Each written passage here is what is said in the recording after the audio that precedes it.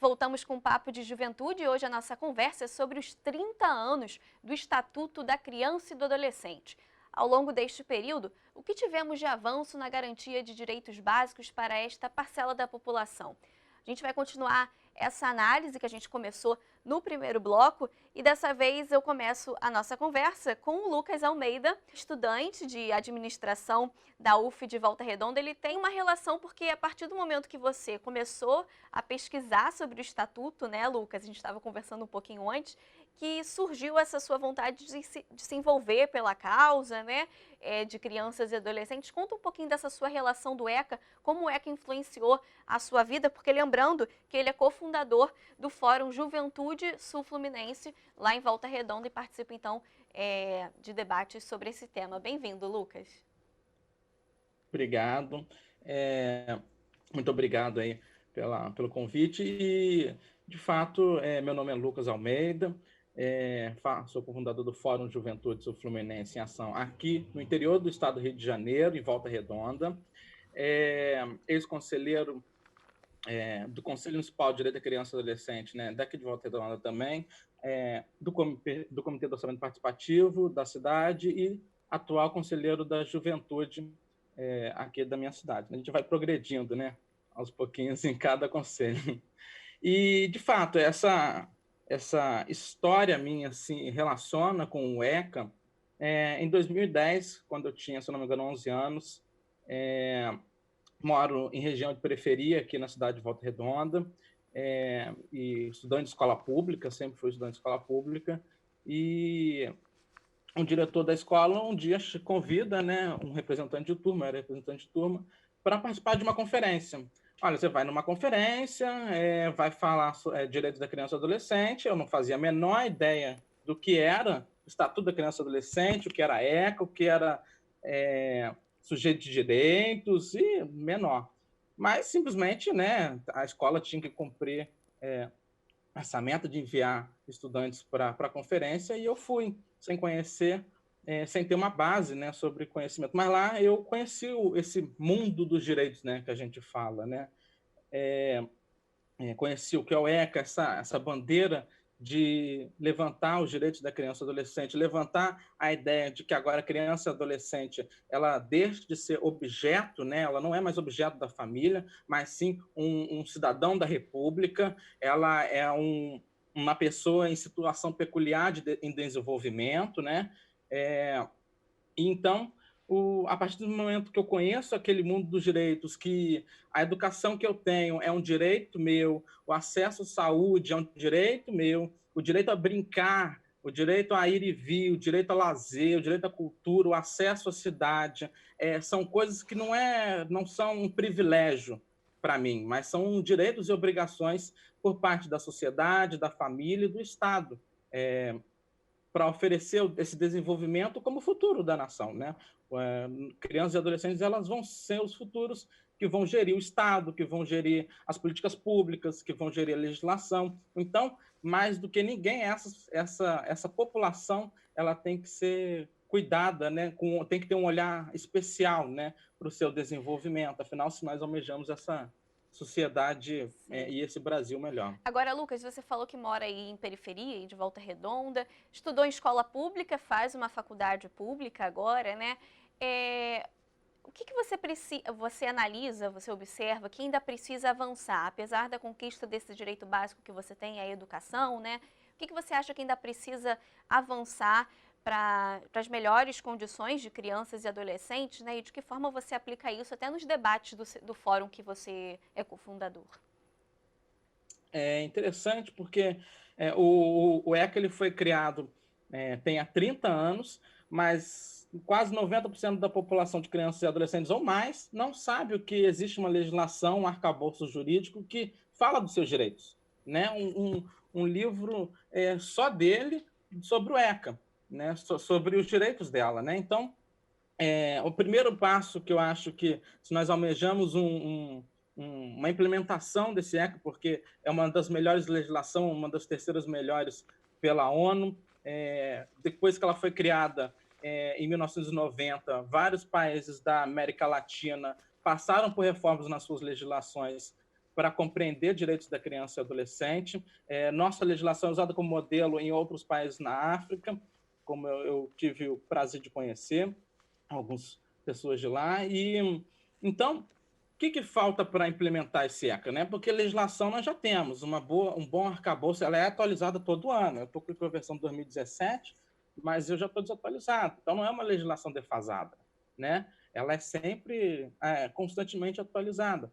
O que falta é, na minha visão, como ex-adolescente, né, ex-criança e adolescente, é o acesso aos seus direitos, é o conhecimento, é a propagação dos seus direitos, é essa cultura de ensinar e disseminar os seus direitos. Afinal, o nosso Fórum Juventude Sul-Fluminense em Ação, ele surgiu em 2013, ou seja, aqui em Volta Redonda, do nosso Conselho da Criança e Adolescente, ele surgiu um ano depois do Estatuto, né, da legislação, o ECA, ser promulgado, e foi uma luta de mães, de mulheres e pessoas engajadas nos direitos humanos, as comunidades eclesiásticas de base aqui na cidade, que se reuniram e pressionaram o poder público para implementar o CMDCA em Volta Redonda. E depois disso, 20 anos depois, né, em 2013, essa ideia, as crianças e adolescentes, depois de participarem dessas conferências, conhecerem seus direitos, né, depois de as crianças e adolescentes do município se reunirem e elas tomarem conhecimento desses direitos, se apoderarem dos seus direitos, elas começaram a reivindicar os seus direitos. Olha, se nós somos protagonistas, se nós somos cidadãos de direito, então nós também temos que fazer parte da formulação de políticas públicas, nós também temos que fiscalizar, nós também temos que participar dos espaços públicos para promulgação, para elaboração. O slogan do nosso fórum, né, não fale de mim sem mim, fale de mim comigo. Né? A ideia é essa, né, de que se nós estamos discutindo políticas públicas para criança e adolescente, quem melhor para falar sobre criança e adolescente do que as próprias crianças e adolescentes? Com certeza, o Estatuto Elas que permitiu. vivem. Sim, o Estatuto permitiu essa voz para vocês também, né? Para cobrar essa questão de garantias e garantia de direitos previstos no Estatuto. Trazendo um pouquinho para o momento que a gente está vivendo de crise na saúde pública, né, com a pandemia da Covid-19, a Irene já comentou até no primeiro bloco em relação à iminência da gente voltar para o mapa da fome, né, que a gente saiu em 2014, o Brasil saiu em 2014, mas agora está nessa iminência, lembrando que o mapa da fome é quando mais de 5% da população está passando por essa situação, e eu queria falar com a Inês em relação a isso, especificamente falando de crianças e adolescentes dentro de comunidades, né? A gente sabe que esse momento que a gente está vivendo, vamos dizer assim, até piorou a situação dentro das comunidades em relação ao acesso à alimentação. A gente sabe que tem muito local ali também com dificuldade de saneamento básico.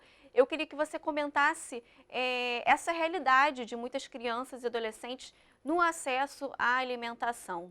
Inês. A gente está fazendo essa entrevista remota, o que é muito bom, porque amplia. Se todo mundo tivesse que ir lá, talvez a gente não conseguisse reunir o Lucas, e aí eu precisei botar um fonezinho aqui para o som melhorar. Tá? Então, a gente estava falando do impacto da fome na favela, e agora com a pandemia, esses problemas vieram à tona com muita contundência. A habitação das favelas, elas não seguem os parâmetros de habitação saudável, né? Por que na favela pode não seguir e nas outras partes da cidade não pode? Né? Então, a gente tem que entender por que uns lugares têm direitos e outros lugares não têm direitos. Por que a escola da favela pode faltar professor? Por que a escola da favela pode faltar água? Por que na escola da favela pode faltar material de limpeza? Pode não ter internet? Pode não ter luz? Por que lá isso é aceito e no Leblon não é? Então, a gente precisa cuidar disso, senão a gente não vai garantir esses direitos. E a gente tem toda uma trajetória aí desses 30 anos, com conferências de crianças, com várias atividades em que os adolescentes estão protagonizando, e a gente está com uma juventude realmente muito ativa.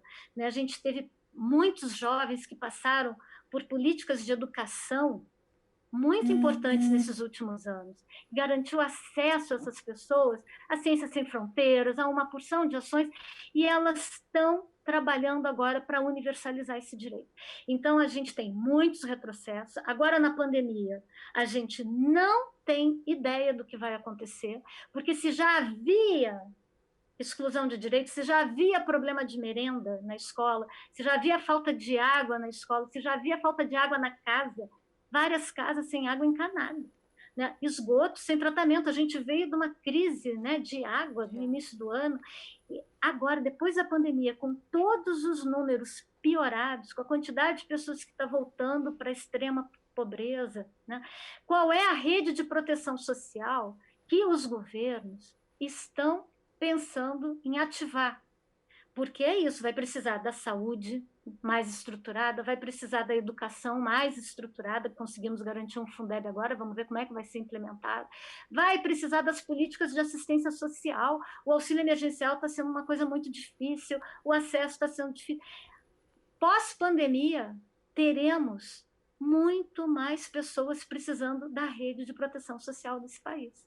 E a gente precisa pensar sobre isso, e aqui na TV Alerj acho mais importante ainda a gente falar sobre isso, porque os nossos legisladores precisam fiscalizar, acompanhar e trabalhar por essa demanda que vai surgir, né? A gente está com problema de merenda todos os dias na televisão, né? Então, foi contratada uma empresa que está oferecendo produtos sem qualidade nenhuma para as pessoas, uma cesta básica que demorou a beça para chegar. Então, a comunidade, a favela, criou um gabinete de crise.